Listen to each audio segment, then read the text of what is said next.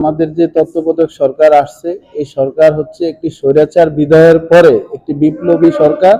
এই সরকারকে ঠিকমতো কাজ করতে দিচ্ছে না। বিভিন্ন প্রেক্ষাপটে যারা স্বৈরাচারের দোসর বসানো, যারা সরকারি এজেন্ট হিসাবে, যারা স্বৈরাচারের এজেন্ট হিসাবে যারা বসে আসছে, এদের ইঙ্গিতে কিন্তু দ্রব্যমূল্য, এই যে সয়াবিন তেল বলেন, চাল ডাল বলেন, কাঁচা বাজার সবজি বলেন, আমরা দৈনন্দিন যে বাজার খাদ্যগুলো আমরা খাই, ক্রয় করি, আজকে যে দ্রব্যমূল্যটা ঊর্ধ্বগতি, এটার পিছনেই স্বৈরাচার দায়ী।